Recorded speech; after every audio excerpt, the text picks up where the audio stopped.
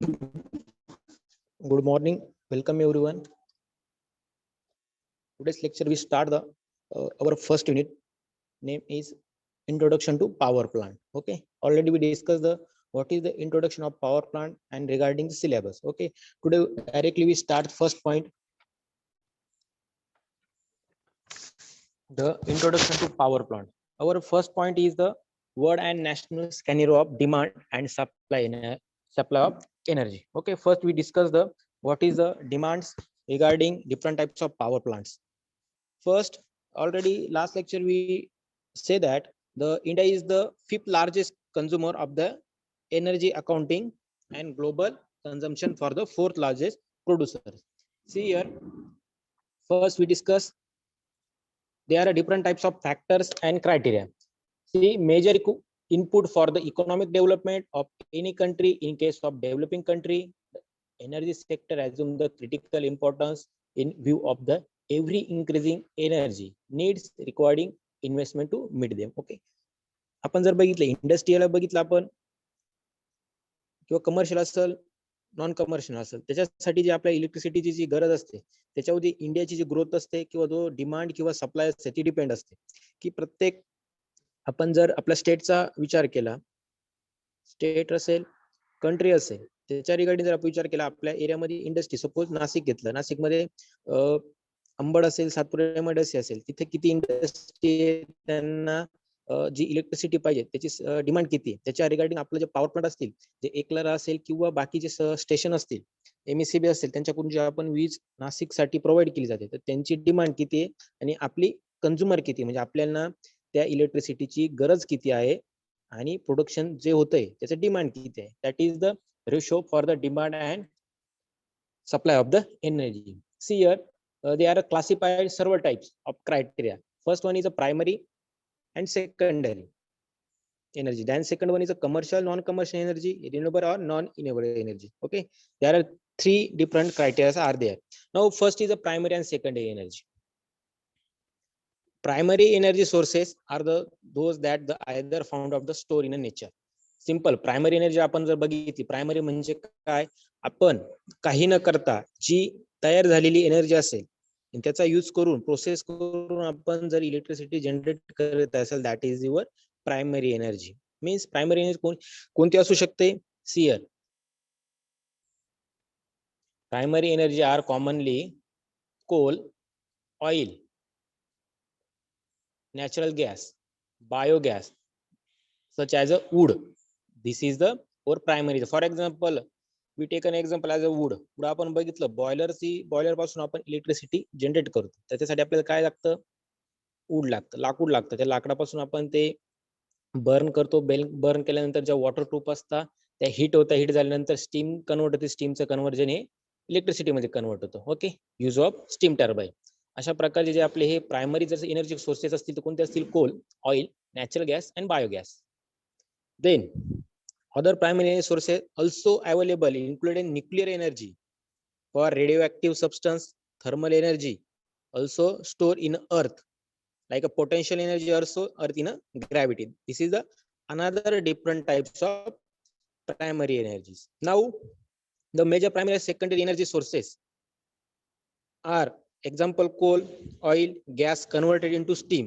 okay gas जरी असेल आपण जे बघितलं जे आपण बघतो की जमिनीच्या अर्थ मधल्या ज्या उत्खननामधून जे पण आपल्याला सबस्टन्स मिळतात फॉर एक्झाम्पल काही पार्टिकल असतील ऑइल असेल नॅचरल गॅस असेल कोल असेल that is also the primary energy and then coal gas or oil also converted into steam आपण ऑइल असेल गॅस असेल ते स्टीम मध्ये कन्वर्ट करतो आणि त्याच्यापासून आपण इलेक्ट्रिसिटी जनरेट करू शकतो then the primary energy can be used directly okay now have a non energy uses for the example coal and natural gas can be used in a feedstock or fertilizer plant okay काही जे आपले जे primary energy sources असतात जे आपण जमिनीच्या उत्खनन काढतो त्यांच्यासाठी प्रोसेस केली जाते तर तुम्ही हा चार्ट बघितला या चार्ट मध्ये जर बघितलं तिथे काही पॉइंट्स दिलेले सोर्स एक्सट्रॅक्शन दिले प्रोसेस दिलेली प्रायमरी एनर्जी दिली secondary energy and thermal energy. तुम्ही जर काही सोर्सेस बघितले तर त्यांच्यासाठी प्रोसेसची गरज असते. सपोज फॉर एक्झाम्पल सियर इथं पॉवर स्टेशन दिलेले आहे. पॉवर स्टेशन कशासाठी असतं? इलेक्ट्रिसिटी जनरेट करण्यासाठी. पण त्याला कोणकोणते फॅक्टर अटॅच असतात? पॉवर जनरेशन करण्यासाठी कोल पासून पण आपण पॉवर जनरेट करू शकतो. हायड्रो असेल, हायड्रोचं बघा तुम्ही, कोल असेल तर कोलसाठी काय प्रोसेस आहे? Open and deep mining. Okay, जे पण मायनिंग असेल तिथून आपण कोल हे अवेलेबल करू शकतो. पण जे कोल आपण अवेलेबल करतो ते स्टोअर केल्यानंतर आपल्याला त्याचं प्रिपरेशन करावं लागतं, त्याची अनालिसिस करावं लागते. अनालिसिस केल्यानंतर ते प्युरिफाय करावं लागतं. प्युरिफाय केल्यानंतर त्याची प्रोसेस होते आणि त्याच्यापासून आपण इलेक्ट्रिसिटी जनरेट करतो. हायड्रोचं आपण रिगार्डिंग एक्झाम्पल घेतलं वॉटर. वॉटरला कोणत्याही गोष्टी प्युरिफाय करण्याची गरज नाही, की त्याला प्युरिफाय वॉटर पाहिजे, की त्या वॉटरमध्ये जे सबस्टन्स असतील किंवा जे स्मॉल पार्टिकल असतील तर ते आपल्याला रिमूव्ह करण्याची गरज आहे, असं काही नसल्यामुळे इथे तुम्ही बघितलं हायड्रोला डायरेक्ट इलेक्ट्रिसिटी जनरेट करू शकतो. Direct turbine through generator through आपण डायरेक्टली इलेक्ट्रिसिटी जनरेट करू शकतो. त्यासाठी हायड्रो जे म्हणजे वॉटर असेल त्यासाठी कोणत्याही प्रकारची इथे प्रोसेस दिलेली नाही. ओके, न्यूक्लिअर कुठून मिळालं? मायनिंग. त्यानंतर नॅचरल गॅस असेल गॅस वेल, आणि पेट्रोलियम असेल तर ऑइल वेल, आणि ऑइल वेल साठी दिले क्रॅकिंग अँड रिफायनिंग. मग आता ऑइल कोणत्या प्रकारचे असू शकता? एलपीजी असेल, पेट्रोल असेल, डिझेल असेल, पेट्रोकेमिकल असेल. This is the 4 different types for the cracking and refining. Okay, आपण बघितलं की कोणकोणत्या सोर्सेस नुसार प्रायमरी आणि सेकंड सोर्सेस असतील, त्याच्यामध्ये कोणकोणते पार्ट येऊ शकता, पार्टिकल असतील, सोर्सेस असतील, त्यांचा यूज करून आपण इथे power station through electricity generate करू शकतो. Now other is a major primary and secondary energy substance. Okay, we discuss. Then primary energy sources are mostly converted in a industry utilization into secondary energy sources. आपण जर बघितलं जो आपला commercial use असेल, हा commercial use हा कमी असतो आपला. ओके, तुम्ही जर बघितलं की डेली लाईफ मध्ये आपला कमर्शियल यूज मध्ये आपलं जे होम असेल, ते घर असेल, त्या घरामध्ये आपला यूज बघितला तर हा तुम्ही सिटीमध्ये बघा. सिटीमध्ये जी नाईट्स असते, नाईटच्या वेळेस मध्ये स्ट्रीट लाईट असतील, इतर असतील, कारण प्रत्येक जण इलेक्ट्रिसिटीचा यूज हा वेगळ्या प्रकारे करत असतो. इंडस्ट्री एरिया असेल, इंडस्ट्री एरिया जर 2 शिफ्ट मध्ये वर्क करत असेल, जो IT सेक्टर असेल तर IT सेक्टर सपोज 12 तास जर त्यांचं वर्क असेल तर नाईटला ते कोणत्याही प्रकारची इलेक्ट्रिसिटी कंझ्युम करत नाही. कारण सपोज त्यांची टायमिंग असेल सकाळी 7 ते संध्याकाळी 7, नंतर जो नाईटचा टाइम असतो 7 नंतर 7, तेव्हा सर्व शटडाऊन असतात. त्याच्यामुळे त्यांची इलेक्ट्रिसिटी कंझम्पशन हे फक्त 12 तास असतं. ओके, बट तुम्ही जर इंडस्ट्री बघितली, काही इंडस्ट्री असेल त्यांच्या 3 शिफ्ट मध्ये वर्क चालतं, म्हणजे 24 अवर्स त्यांच्यावाला वीज जी असते, इलेक्ट्रिसिटी असते, ती त्यांना कंझ्युम करायला लागते. That is a difference. Okay, त्यासाठी डिपेंड असतं की आपल्या कमर्शियल यूज हा कमी आहे, इंडस्ट्रियल यूज जास्त आहे. त्यामुळे आपल्याला जे आपले पॉवर स्टेशन असतील त्याची कॅपॅसिटी वाढवावी लागते, त्याचे सोर्सेस वाढवावे लागतात. त्यावरच इंडस्ट्रीला डिपेंड असतं. ज्या ठिकाणी पॉवर प्लांट कमी असतील, सोर्सेस कमी असेल, इलेक्ट्रिसिटी कमी असेल, त्या एरियामध्ये कोणत्याही प्रकारची MIDC उभी राहू शकत नाही. That is the purpose. Okay, then we also take an example like a coal, oil, gas converted into steams. Okay, now commercial energy and non-commercial. Okay, we complete the first energy like primary and secondary. Next is a commercial energy and non-commercial energy.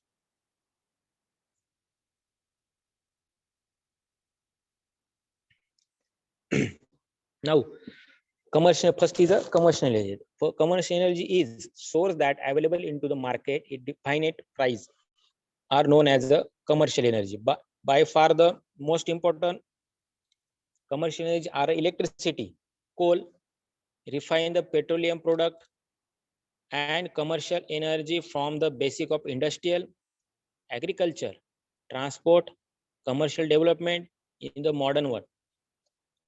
Then industrialized countries, commercialized fuels, okay, then the economical production, but also for the many household tasks of general population. Okay, commercial energy सांगितली त्यांनी बघा. Different types of commercial. Basic म्हणजे कोणकोणत्या ठिकाणी use करू शकतो. For purpose for the industrial, agriculture, transport and commercial, या प्रकारामध्ये इंडस्ट्रियलचे युजेस होऊ शकतात. देन एक्झाम्पल दिलेले इलेक्ट्रिसिटी असेल, कोल असेल, नॅचरल गॅस असेल, म्हणजे कमर्शियल एनर्जी जे आपण यूज करणार आहे ते यूज करण्यासाठी कोणत्या प्रोडक्ट पासून ती इलेक्ट्रिसिटी जनरेट होणार आहे. इलेक्ट्रिसिटी कोल असेल, ऑइल असेल, नॅचरल गॅस असेल. Okay, non commercial energy, the source that are not available in the commercial market, for the price are classify in the non commercial energy. Okay, मी काल तुम्हाला सांगितलं जे आपण घरामध्ये यूज करतो त्याची price as compare to industry तुम्ही जर बघितली तर ही कमी असते. म्हणजे आपले जे घरामध्ये आपण जी वीज यूज करतो त्याच्यामध्ये आपली 0 ते 100 युनिट याचा चार्ज कमी असतो आणि ऑलरेडी आपण 100 युनिटच्या वर यूज करत नाही. ओके, जास्तीत जास्त 100 युनिटच्या वर जास्त करून 80% यूज होत नाही. जे घर असेल तिथं जास्त यूज कुठं होतो, ग्रामीण जो भाग असेल, रुरल एरिया असेल तिथे जर बघितलं आपण जे फार्मर असतील ते मोटार असेल, बाकीचे इक्विपमेंट असतील, त्यामुळे तिथे यूज जास्त होऊ शकतो. बट तुमच्या सिटीमध्ये बघितलं 0 ते 100 मध्ये युनिट कमी असतात. म्हणजे 80% लोक 0 ते 100 युनिट यूज करतात. त्याच्यामुळे त्याचा चार्ज पण हा 4 रुपीज पर युनिट असतो. बट 100 युनिटच्या जर वर गेलं, अबोव 100 युनिट जर गेलं तर त्याचा चार्जेस हा 7 रुपीज किंवा 8 रुपीज पर युनिट होतं. बट तुम्ही इंडस्ट्रीज बघितलं, इंडस्ट्रीज जर 100 युनिट असेल, 0 ते 100 युनिट असेल, त्यांचा चार्ज हा अबोव 10 असतो. म्हणजे as compare to your commercial. Okay, या प्रकारचा हा डिफरन्स असतो. म्हणजे जे इंडस्ट्री असतं, इंडस्ट्रीचा यूज जास्त असतो, त्यासाठी त्यांचे प्राइस पण हे जास्त असतात. 9 एक्झाम्पल दिलेले त्यांनी. फायरवूड असेल, आपण बघितलं फायरवूडचा यूज कशासाठी करतो, शुगर फॅक्टरी असेल किंवा इतर बॉयलर असेल त्यासाठी यूज करतो. रुरल एरियामध्ये त्यांनी दिले बघा, solar energy for the water heating, electricity generation for drying against fish and fruits, animal power for transport, okay, lifting water, irrigation, crushing sugarcane, wind energy for the lifting water and electricity generation. Okay, this is the non-commercial energy sources. Now third is a renewable or non-renewable energies. Renewable energy is a energy obtained from source that essentially, example, wind power, म्हणजे जी आपल्याला nature मधून मिळू शकते. Renewable energy तिचा use आपण करू शकतो. Okay, wind असेल, सोलर असेल, जिओथर्मल असेल, टायडल असेल अँड हायड्रो इलेक्ट्रिक पॉवर असेल. ओके, टायडल म्हणजे तुम्हाला माहिती असेल जे आपण बघितलं की सध्या वर्क चालू त्याच्यावर जे आपण त्याला भरती ओटी म्हणतो, ज्या लाटा असतात त्याच्या थ्रू पण आपण इलेक्ट्रिसिटी पण जनरेट करू शकतो. ओके, तर तुम्ही बघा फिगर मध्ये दिलेले 2 टाइप्स फिगर दिलेले आहे, रिन्युएबल एनर्जी सोर्सेस आणि non renewable sources. First figure says there are different 5 energy sources are solar, water, wind, geothermal and biomass. Okay, and non renewable energy sources are nuclear, oil, natural gas and coal. Okay, this is the 2 different energy sources. But तुम्ही बघितलं non energy sources असेल तर हे आपल्याला available करावं लागतं आणि जे रिन्युएबल सोर्सेस असतात, जे वॉटर असेल, विंड असेल, सोलर असेल, हे आपल्याला अवेलेबल असतात. ओके, जे हा जो नॉन रिन्युएबल एनर्जी सोर्सेस आहे हा संपणारा सोर्स आहे आणि हा अवेलेबल असणारा सोर्स आहे. ओके,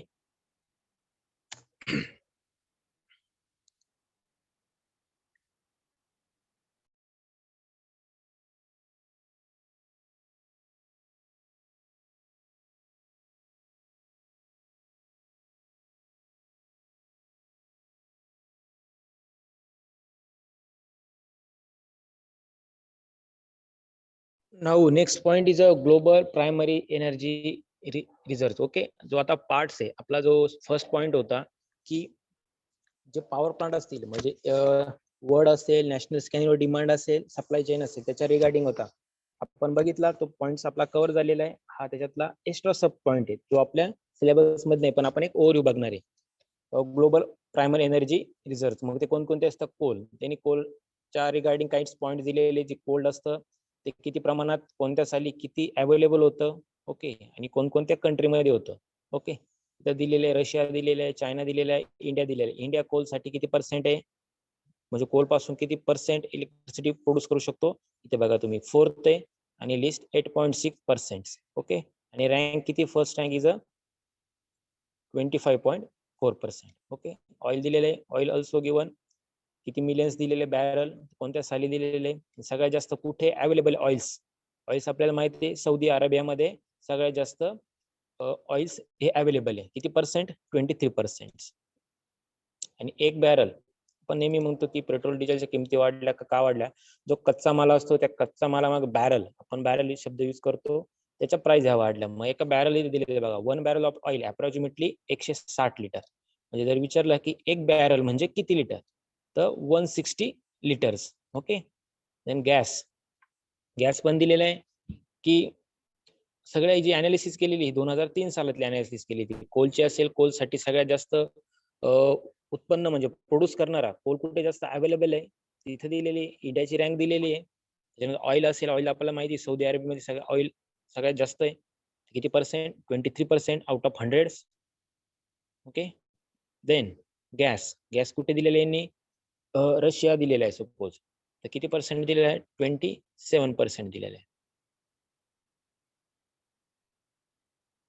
त्यानंतर ग्लोबल प्रायमरी एनर्जी कन्झम्पशन, जे आपण जे सोर्सेस दिलेले ऑइल असेल, गॅस असेल, हे सोर्सेस दिलेले प्रत्येक सोर्सचा जो यूज असतो, जे प्रोडक्ट म्हणजे आपण प्रोडक्शन करतो, ते प्रोडक्शन आणि कन्झम्पशन याचा एक रेशो दिलेला असतो, तो एनर्जी कन्झम्पशनचा हा रेशो दिलेला आहे. ओके. तुम्ही इथे बघा primary energy consumption of fuel 2003 सालचा तो अनालिसिस रिपोर्ट आहे. त्याच्या रिपोर्ट मध्ये दिलेले आहे की प्रत्येक नॅचरल गॅस, ओके, जे आपले सोर्सेस दिलेले आहे non renewable energy sources, natural gas, oil, coal, nuclear energy, hydraulic energy and total दिलेली इथे. ओके. मग आता इथं बघा कंट्रीज दिलेल्या आहे. तर सगळ्यात जास्त युएसए मध्ये दिलेले ऑइल किती पर्सेंट मध्ये? हे मिलियन टन मध्ये इथे दिलेले बघा, मिलियन टन. ओके. म्हणजे हा 914 मिलियन टन्स मध्ये दिले. नॅचरल गॅस दिलेले, कोल दिलेले, ऑइल दिले. सर्वात जास्त कुठे आहे? कोणत्या कंट्रीमध्ये? युएसए मध्ये. आपण बघितलं 7 नंबरला इंडिया आहे. इंडियामध्ये ऑइलचा किती मिलियन टन्स कन्झम्पशन आहे किंवा प्रोडक्शन आहे इथे दिलेलं आहे. नॅचरल गॅस पण दिलेलं आहे. कोल्स किती प्रमाणात आहे ऍज कम्पेअर टू युएसए बघा तुम्ही, युएसएचं किती प्रमाणामध्ये आहे आणि इंडियाचं किती प्रमाणामध्ये. ओके.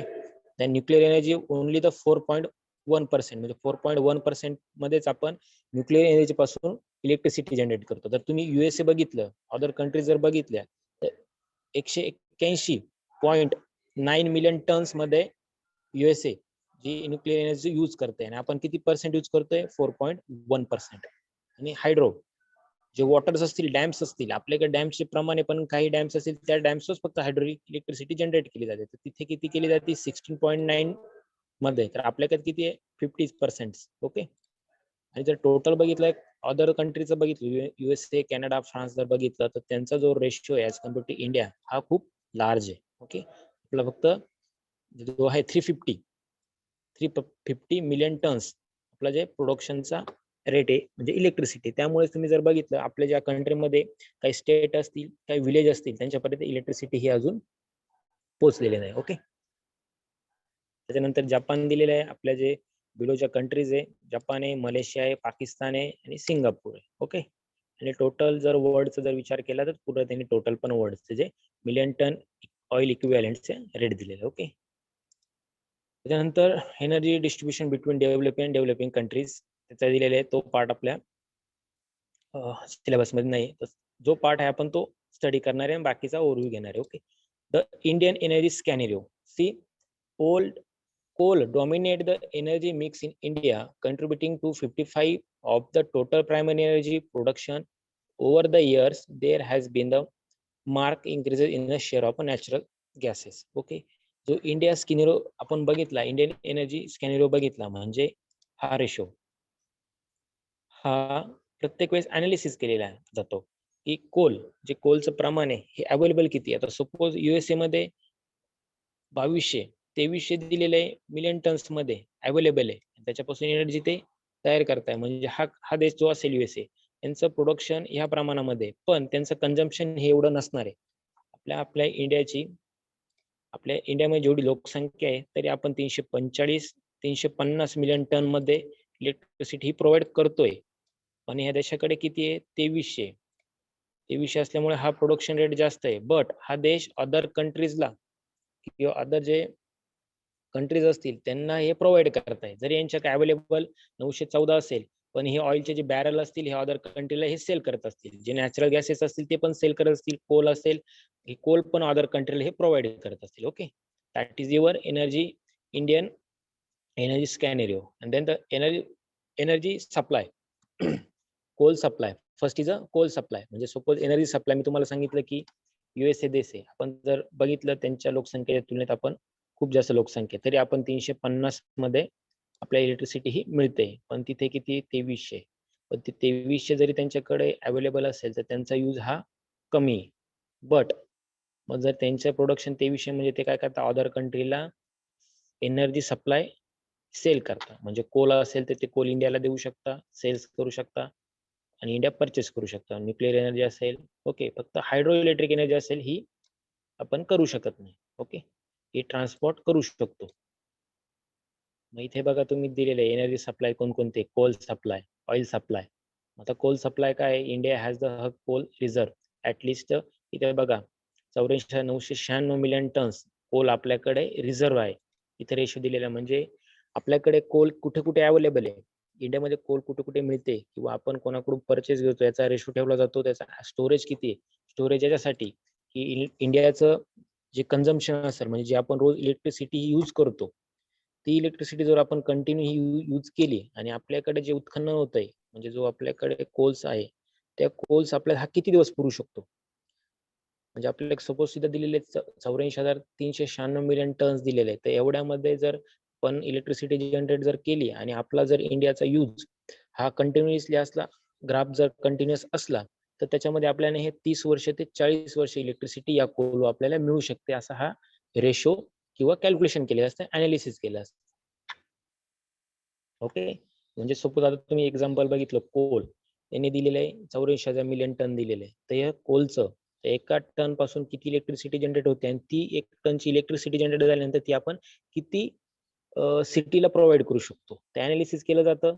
आणि जे आपल्याकडे स्टोरेज आहे, त्या स्टोरेज थ्रू आपण किती इयर्स पर्यंत ते अवेलेबल असू शकतं आपल्याकडे तो रिझर्व्ह साठा. ओके, आणि केवळ आपल्याकडे सपोज कोल्स असेल, आपण म्हणतो की सध्या कोल्स असतील जे आपले नॉन रिन्युएबल एनर्जी सोर्सेस असतील, काही कालांतराने संपणार आहे. तर आपल्याला नॉन एनर्जी सोर्सेस पण रेडी करण्याची गरज आहे. त्यासाठी हे अनालिसिस असतं, की आपल्याकडे स्टोर किती आहे, आपल्याकडे अवेलेबिलिटी किती आहे, आपल्याकडे एनर्जी कन्झम्पशन किती आहे, त्या रिगार्डिंग हा रेशो असतो. Okay, then the amount of almost 8.6% of the world reserve, and it may last of about the 20 to 30 years at current reserve of production ratio. ते बघा मी काय सांगितलं, जो कोलचा रिझर्व असेल त्याचे अनालिसिस केलं जातं. अनालिसिस काय साठी काय केलं जातं, जो रिझर्व साठा आहे कोलचा डिवाइड बाय प्रोडक्शन, तेच सांगितलं मी की आपल्याकडे जो रिझर्व कोटा असेल, तो कोटा डिवाइड बाय आपल्याला जे डेली प्रोडक्शन आहे, म्हणजे डेली आपलं कन्झम्पशन आहे, जी वीज आपण संपवतो डेली, ती आपल्याला किती यूज आहे. तर रिझर्व कोटाला डिवाइड जर रेशो केला प्रोडक्शनचा आणि कन्झम्पशनचा, तर आपल्याला कॅल्क्युलेट होऊ शकतं की किती वर्ष ती पुरू शकते. दिलेलं बघा, ऍटलिस्ट 192 इयर्स जर एवढा साठा असेल तर, आणि आपला यूज तर तेवढा असेल तर ऍटलिस्ट 192 इयर्स. म्हणजे मी इंडियाचा नाही विचार करत आहे, सपोज एखादी स्टेट असेल तर स्टेटकडे एवढी अवेलेबिलिटी जर असेल तर त्या रिझर्व बाय प्रोडक्शन रेशोनुसार आपण कॅल्क्युलेट करू शकतो की 992 इयर्स हा कोल साठ्या थ्रू एवढीच जर एनर्जी यूज करत असलो तर आपल्याला ती जवळजवळ 200 इयर्स आपल्याला ती अवेलेबल असू शकते. Okay, that is the current ratio for the R/P ratio. Then the production in that year, the result is the length of time that remaining reserve would production were to continue at that level. Suppose हा ratio कमी होऊ शकतो आपला जर use जर आपला जर increase होत गेला तर हा रेशो ऑटोमॅटिकली डिक्रीज होत जातो. That is the depend our conditions. Now India is the fourth largest producer of the coal and lignite in the world. आता आपण सगळ्यात जास्त जे चौथा देश आहे आपला इंडिया, तर काय जास्त प्रोड्युसर आहे आपण, म्हणजे कोल्स आणि इग्नाइट. तर coal production is a concentrated in this state in Andhra प्रदेशात. तिथे दिलेले आहे कोलचं प्रोडक्शन कुठे जास्त होतं इंडियामध्ये, लक्षात ठेवा. फर्स्ट आंध्र प्रदेशमध्ये सगळ्यात जास्त कोलचं प्रोडक्शन आहे. त्याच्यानंतर उत्तर प्रदेशमध्ये, म्हणजे जो कोल अवेलेबल होतो, जो आपण जमिनीच्या उत्खननातून काढतो, तो कुठे जास्त आहे, आंध्र प्रदेश, उत्तर प्रदेश, बिहार, मध्य प्रदेश, महाराष्ट्र, ओरिसा, झारखंड, वेस्ट बंगाल. फक्त हे जे स्टेट दिलेले इथेच कोल प्रोडक्शन हे जास्त आहे. लक्षात ठेवा, तुम्हाला कोणी विचारलं की कोलचं प्रोडक्शन इंडियामध्ये कुठे जास्त होतं, तर Andhra Pradesh, Uttar Pradesh, Bihar, MP, Maharashtra, Orissa, Jharkhand and West Bengal, इथंच फक्त आपलं कोल प्रोडक्शन आहे. The second part, this is your the coal supply chain parts, and we discuss the ratio of the reserve and production ratio for the how much years are expected the electricity are provided to the consumer. Okay, then the oil supply chain. Second is a oil cycle. First is a coal supply. Now oil account for the about 36% in India total energy consumption. Okay, इथे बघा तुम्ही काय बघितलं होतं आपण, जे Coal supply आपल्याकडे किती पर्सेंट बघितलं होतं, रिझर्व्ह 8.6% रिझर्व्ह होतं आपल्याकडे. ओके, आणि इथे किती ऑइल हे 36%, म्हणजे ऍज कम्पेअर टू कोलच्या ऑइल हे जास्त आहे आपल्याकडे. ओके, इथे बघा the year rising important bills. आता प्रत्येक इयरचं त्यांनी बघा 97 पासून ते 2005 पर्यंत त्यांनी अनालिसिस केलेले आहे. ओके, तर जो क्वांटिटी मिलियन टन्स मध्ये असतं, आपली जी युनिट दिलेले मिलियन, जो यूज दिलेला जो मिलियन टन्स मध्ये दिलेला आहे. ओके, इथं काय दिलेलं बघा, source ministry of petroleum and natural gas. आपण कधी म्हणतो बघा, मग तो ONGC असेल किंवा ministry of petroleum and natural gas असेल, तर हे सोर्सेस आपण किती यूज करू शकतो याचं इयरली अनालिसिस केलं जातं. ओके, इथं बघा तुम्ही 96 ते 97 मध्ये 96 to 97 मध्ये किती दिलेली क्वांटिटी, 33.90, आणि याची व्हॅल्यू दिलेली किती करोडची, 18,337 करोड. म्हणजे त्यांनी जी इलेक्ट्रिसिटी आपण प्रोड्यूस केली, ती प्रोड्यूस केल्यानंतर आपण यूज किती केली हे टन्स मध्ये, मिलियन टन्स मध्ये दिलेले आहे. तर 33.90 आपण ती यूज केली, त्याचं बिल्स किती आलं, 18,337 कोटी. म्हणजे एवढ्या 18,337 कोटीची वीज आपण ही प्रोड्यूस कंझम केली, म्हणजे संपवलेली. त्याच्यानंतर 97 to 98 मध्ये दिलेली आहे, किती दिले, 34. म्हणजे काय होत गेलेलं आहे की 96 पासून तुम्ही जर ऑब्झर्व केलं 2005 पर्यंत जी आपली क्वांटिटी ही इन्क्रीज होत गेलेली बघा. 96 to 97 ला आपल्याला वीज किती प्रमाणात लागत होती, या प्रमाणामध्ये आपण एवढी संपवलेली असेल. त्याचं बिल किती पेड केलेलं आहे, 18,337 कोटी. 97 to 98 मध्ये बघा तुम्ही 34, म्हणजे 1% इन्क्रीज झालेली आहे, ती किती आहे, 15,000 कोटी. 98 to 99 मध्ये 39, 4% इन्क्रीज झालं, 19,000 कोटी. 1999 ते 2000 मध्ये किती झालं डायरेक्टली, म्हणजे तुम्ही जर बघितलं 99 पर्यंत रेशो 1:4 होता, इथे किती पर्सेंट इन्क्रीज झालेला आहे, 80% इन्क्रीज झालेले आहे. ओके, ती किती झाली, 40,000 कोटी. 2000 ते 2001 मध्ये 74%, इथे पण रेशो हा वाढलेला आहे, किती झाली, 65 झाली. ओके, 1 ते 2 मध्ये 84.90, आणि किती व्हॅल्यू आलेली त्याची, 80,000 कोटी. ओके, आपण डायरेक्ट लास्टला घेऊ तो बघा, एनर्जी रेशो हा इन्क्रीज होत गेलेला आहे, 84, 90, 95, 100. तर 2005 जे अनालिसिस बघितलं, तर आपण 1996 ते 97 मध्ये, म्हणजे 96 to 97 मध्ये आपली जी एनर्जी कन्झम्पशन क्वांटिटी होती, NMT, ही किती होती, 33.90, आणि त्याची व्हॅल्यू किती होती, 18,337 कोटी. तर तीच 10 वर्षामध्ये तीच रेशो किती वाढलेला आहे, आपला यूज 100 MMT, म्हणजे 100 मिलियन टन्स आपला हा क्वांटिटी आपण कन्झम्पशन केली, संपवलेली. मग त्याची प्राइस किती झाली, तुम्ही तर बघताय प्राइस किती झाली. ओके, इथे म्हणजे प्राइस ही इन्क्रीज होत गेली, म्हणजे 18, 15, 19, 40, 65, 80 ही अशी करोड मध्ये प्राइस ही इन्क्रीज गेलेली. इथे डायरेक्ट 1 लाख कोटी पर्यंत त्याची वाली जी व्हॅल्यू आहे, जी बिलिंग प्राइस, एवढी इन्क्रीज होत गेली. तुम्ही ऑब्झर्व केलं 97 फक्त 18,000 कोटी होते, म्हणजे आपला यूज हा कमी होता, आपण एवढंच बिल पेड करायचो. पण एनर्जी कन्झम्पशन वाढल्यामुळे 1,30,000 कोटी हे डायरेक्टली इन्क्रीज झालेले. बघितलं तुम्ही, जर बघितला सेकंड अँड थर्ड हे जर ऍडिशन केली तरी ते फक्त 30,000 कोटी होता. तर हा डायरेक्ट 1 लाख कोटीचा बिलिंग पॉइंट्स आहे. ओके, या प्रकारची आपली जे कन्झम्पशन आहे. तसेच फ्युचर मध्ये जर 2005 ते 2020 जर अनालिसिस केलं, तर हा आपला 2 लाखाच्या पुढे, 2 लाख करोडच्या पुढे आपला हा बिलिंग रेशो गेलेला असेल. ओके, यामुळे आपला जो इलेक्ट्रिसिटी यूज करण्याचं प्रमाण हे इन्क्रीज झालेले. Okay, now natural gas supply, already we discussed 2 points, coal supply and oil supply. तुम्ही बघितलं ऑइलचं आणि बाकी सगळे जे सप्लाय आहे ते ऍड करून पूर्ण हे कॅल्क्युलेट केलेलं आहे, म्हणजे petroleum plus natural gas. Now natural gas account for the about 8.9%. तुम्ही जर बघितलं की फर्स्ट जो पॉइंट होता कोल सप्लाय, हा किती पर्सेंट होता, 8.7%. ओके, त्याच्यानंतर ऑइल होता तो 36%. नॅचरल गॅस किती पर्सेंट आहे एनर्जी कन्झम्पशन? 8.9%. म्हणजे ऑइलचं आपण सगळ्यात जास्त प्रमाण किती आहे कन्झम्पशनचं? 36%. त्यानंतर फर्स्ट जो होता तो किती पर्सेंट होता? 8.7%. बघा इथे कोलचा किती पर्सेंट होता? 8.6. इथे 36 अँड नॅचरल गॅसचा किती? 8.9.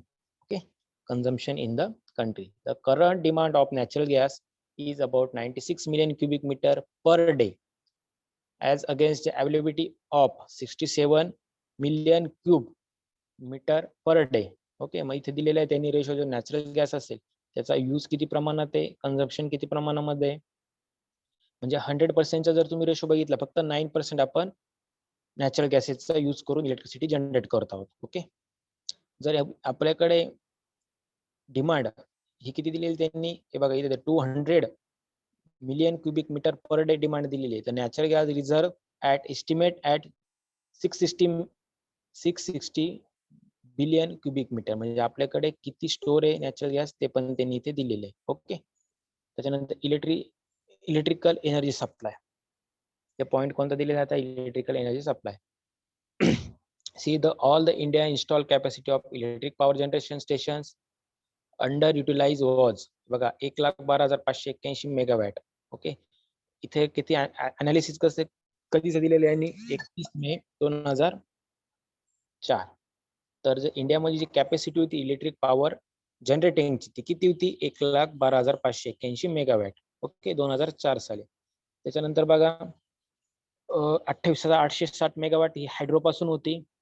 ओके, इलेक्ट्रिसिटी जनरेशन कोणकोणत्या पार्टचं आणि कोणकोणत्या सप्लायचं वेगवेगळं होतं इथे दिलेलं आहे. हायड्रो किती होती? 28,860 मेगावॅट. ओके, थर्मल पासून आपण किती इलेक्ट्रिसिटी मेगावॅट जनरेट करतो? 77,931. थर्मल पासून आपण इलेक्ट्रिसिटी जनरेट करतो.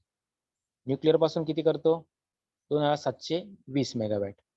आणि विंड पासून किती करतो? 1,869 मेगावॅट. ओके, तुम्ही जर अनालिसिस केलं की इलेक्ट्रिसिटी जी 1,12,581 ही टोटल आपण प्रोड्यूस केली, जनरेट केली, तर त्याच्यामध्ये कोणकोणते जे फॅक्टर्स आहे म्हणजे ऑइल असेल, गॅस असेल, नॅचरल गॅस असेल, विंड एनर्जी असेल, सोलर एनर्जी असेल, तर प्रत्येक पार्टने कोणकोणती एनर्जी ही जनरेट केलेली आहे. तर इथं बघा तुम्ही हायड्रो दिलेलं आहे त्यांनी. हायड्रो किती? 28,000. सगळ्यात जास्त आपण थर्मल आणि न्यूक्लिअर एनर्जी ही प्रोड्यूस करतो इलेक्ट्रिसिटी जनरेट. 77,931 म्हणजे 78,000 मेगावॅट इलेक्ट्रिसिटी ही आपण थर्मल पासून जनरेट करतो. तर वॉटर पासून किती करतो? 28,000. आणि सगळ्यात कमी रेशो जर बघितला जी रिन्युएबल एनर्जी सोर्सेस आहे जे आपल्याला इझी मिळू शकता, तर त्याच्यापासून फक्त आपण 1,870 मेगावॅटच जे विंड पासून इलेक्ट्रिसिटी जनरेट करू शकतो. Okay, then nuclear power supply. Nuclear power contribute to about 2.4% of electricity generated in India. India has the 10 nuclear power reactor at 5 nuclear power station producing electricity. आपल्याकडे पॉवर स्टेशन दिलेले त्यांनी 10 दिलेले, पण जे 5 दिलेले ते बघा more nuclear reactor have also been approved for the construction. 10 दिलेले, 5 आपले इस्टॅब्लिश आणि 5चं हे वर्किंग इन प्रोग्रेस मध्ये. Okay, now hydro power supply. India is the vast and available hydro potential for the power generation, of which only 50% has been harnessed form. The share the hydropower in the country of the total generation in it has the decrease and it presently stand 55% as on a 31st May 2004. आता बघा इथे nuclear power supply. Nuclear power supply आपण किती percent दिले, इथे contribute किती करतो? म्हणजे 100% आपली इलेक्ट्रिसिटी जर अवेलेबल पाहिजे तर त्याच्यामध्ये 2.4% इलेक्ट्रिसिटी ही न्यूक्लिअर पॉवर प्लांट आपल्याला सप्लाय करतो. हायड्रोमध्ये काय दिलेले? हायड्रो किती पर्यंत?